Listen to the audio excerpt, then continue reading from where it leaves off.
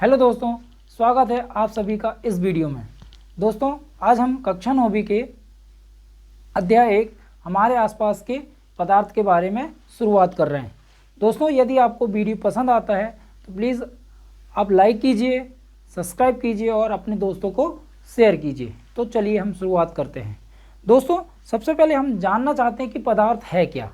इससे पहले मैंने एक वीडियो अपलोड किया था कि पदार्थ क्या है और पदार्थ की विशेषताएं क्या है। दोस्तों, आज इसी के बारे में हम पूरी बात करेंगे। तो चलिए हम शुरू करते हैं। तो सबसे पहले हम देखते हैं कि ये जो ब्रह्मांड बना है वो कितनी चीज़ों से मिलकर बना है। तो हम ब्रह्मांड को दो भागों में बांट सकते हैं, एक है पदार्थ और दूसरा ऊर्जा। ऊर्जा को हम बांट नहीं सकते, ये सभी वस्तुओं में पाई जाती है। तो ये आगे जाके आपको 11 चैप्टर में मिलेगी ऊर्जा के बारे में पढ़ने को। तो अभी हम सिर्फ ऊर्जा को अब नहीं बांट रहे हैं। ऊर्जा के बारे में हम ये बता सकते हैं कि ऊर्जा सभी वस्तुओं में पाई जाती है।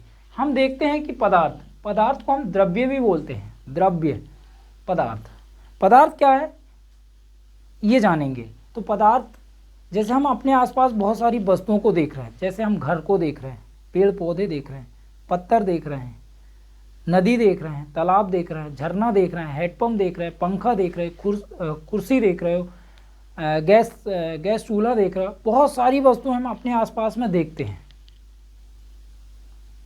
जिनका कुछ ना कुछ क्या होता है, द्रव्यमान होता है, यानी वजन होता है, यानी भार होता है।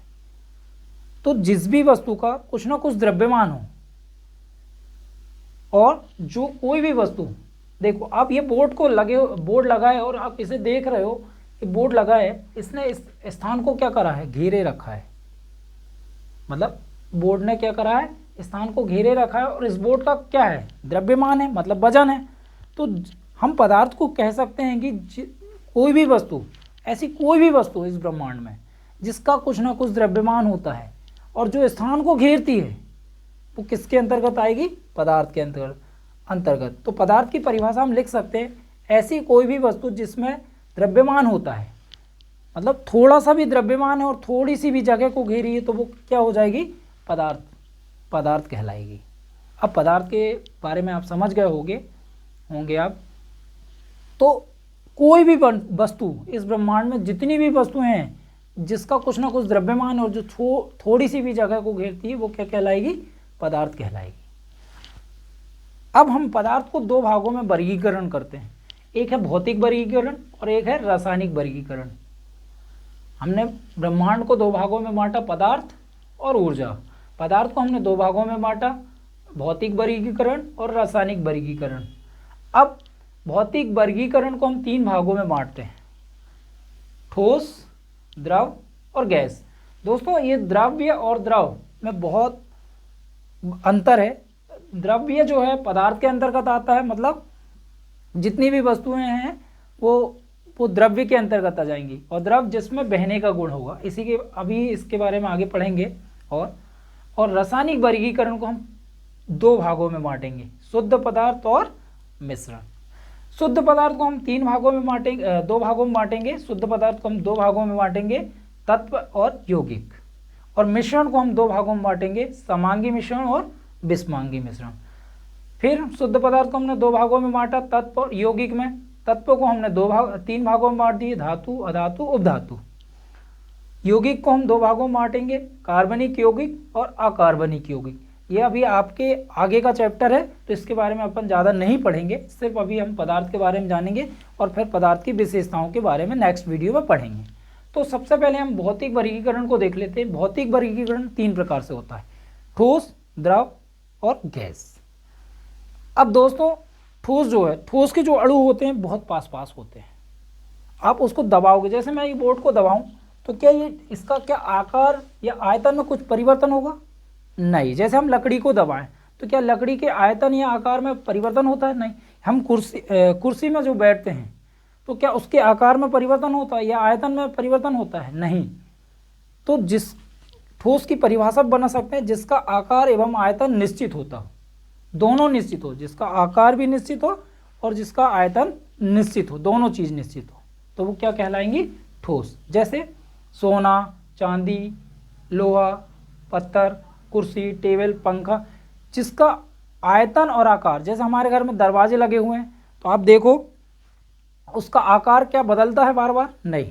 आप दबाते भी हो, खींचते भी हो, मारते भी हो उसको, तो क्या उसका आकार बदल जाता है? नहीं। जिसका आकार और आयतन दोनों निश्चित होते हैं वो कहलाती है ठोस। अब मेरे हिसाब से आप समझ गए होंगे, तो यदि आपको समझ में नहीं आया तो आप कमेंट करके बता सकते हो मुझे।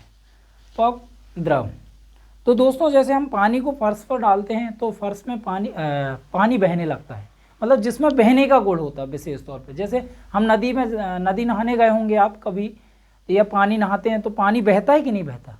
जैसे दूध को डाल दो नीचे तो वो भी बहने लगता है। तो जिसमें बहने का गुण होता है वो क्या कहलाता है? द्रव। अब द्रव, जैसे मैं बोलूँ आपको एक गिलास पानी लो, और एक गिलास पानी को आप एक बाल्टी में डाल दो, तो आप देखोगे जो एक गिलास का पानी है वो बाल्टी के आकार का हो गया। मतलब जैसे ही बाल्टी में डाले उस पानी को तो वो किसके आकार का हो जाएगा? बाल्टी के आकार का। तो आपने क्या देखा? आप वो एक गिलास पानी तो एक ही गिलास पानी है, क्या उसका आयतन में परिवर्तन हुआ? नहीं, सिर्फ उसके आकार में परिवर्तन हुआ। तो जिसके आकार में परिवर्तन होता है लेकिन आयतन निश्चित होता है वो क्या कहलाता है? द्रव कहलाता है। जैसे दूध, पानी, जैसे पानी, दूध, तेल आदि बहुत सारी जिसमें बहने का गुण पाया जाए वो क्या हो जाएगा? द्रव। अब आता है गैस। गैस जो है, जैसे हम ऑक्सीजन गैस लेते हैं, कार्बन डाइऑक्साइड, N2, NH3, ये बहुत सारी गैसें हैं, इनको संपीड़ित किया जा सकता है, मतलब दाब लगा के दबाया जा सकता है। तो हम इनको अपने मतलब किसी भी आकार में बदल सकते हैं और इसको किसी भी आयतन में भर सकते हैं। तो जिसका ना तो आयतन निश्चित होता है और ना ही आकार निश्चित हो, तो वो क्या कहलाती हैं? गैस। गैस, वायुमंडल बहुत सारी गैसें पाई जाती हैं, तो जिसका ना तो आयतन निश्चित हो और ना ही आकार निश्चित हो। अब धातु, अधातु, उपधातु, ये हमारा आगे का पार्ट है, तो अभी हम इसके बारे में नहीं पढ़ेंगे, हम सिर्फ पदार्थ के बारे में जानना था। और मेरे हिसाब से आपको समझ में आ गया होगा, और समझ में नहीं आया तो आप कमेंट करके बता सकते हो। अब समांगी मिश्रण, विषमांगी, जैसे हम, ये भी आगे का है लेकिन मैं थोड़ा सा उदाहरण से समझा दे रहा हूँ। जैसे हम घर में शरबत बनाते हैं, तो हम शरबत बनाते समय पानी और शक्कर डालते हैं, नमक भी डाल देते हैं और उसको चम्मच से घोल देते हैं। अब उस पानी को आप कहीं से भी चखना, मतलब बीच से लो, चाहे ऊपर से लो, चाहे नीचे से लेना, तो क्या वो आपको अलग अलग स्वाद देगा? नहीं, वो एक सा स्वाद देता है। तो वो कहलाता है समांगी मिश्रण। इनको हम भौतिक विधियों द्वारा अलग नहीं कर सकते। तो पानी और चीनी का जो मिश्रण बनता है वो कहलाता है समांगी मिश्रण। अब जैसे पानी ले लो और उसमें रेत डाल दो या मिट्टी डाल दो, आप मिट्टी को घोल दो चम्मच से, तो देखना थोड़ी देर के लिए तो ऊपर रहेगी, पानी में मिली हुई रहती है, लेकिन कुछ देर शांत छोड़ने पर वो क्या होती है? नीचे बैठ जाती। तो इस प्रकार का मिश्रण क्या कहलाता है? विषमांगी मिश्रण। जैसे पानी और रेत का जो मिश्रण बनेगा वो विषमांगी मिश्रण। तो हमने ब्रह्मांड को दो भागों में बांटा, पदार्थ और ऊर्जा। पदार्थ को हमने दो भागों में बांटा, भौतिक वर्गीकरण, रासायनिक वर्गीकरण। भौतिक वर्गीकरण को हमने तीन भागों में बांटा, ठोस, द्रव, गैस। शुद्ध रासायनिक वर्गीकरण को हमने दो भागों में बांटा, शुद्ध पदार्थ और मिश्रण। शुद्ध पदार्थ को दो भागों में, तत्व और यौगिक।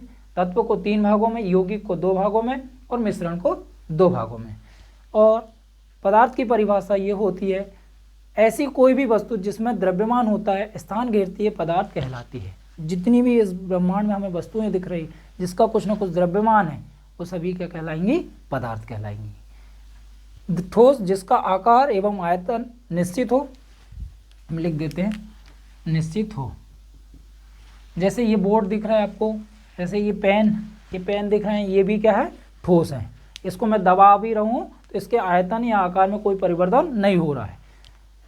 जैसे हम मोबाइल चलाते हैं, मोबाइल को भी दबाते हैं, तो क्या उसके आयतन में परिवर्तन होता है या आकार में? नहीं होता। तो जिसके ना तो आकार में परिवर्तन ना हो ना ही आयतन में, तो वो क्या कहलाता है? ठोस। जैसे लोहा, सोना, चांदी, तांबा, जितनी भी ठोस वस्तुएं हैं, और इनके अणु जो रहते हैं पास पास पाए जाते हैं, और इनके अणु अपेक्षाकृत दूर दूर होते हैं। किसकी अपेक्षा? ठोस की अपेक्षा। और गैस के अणु बहुत दूर दूर होते हैं।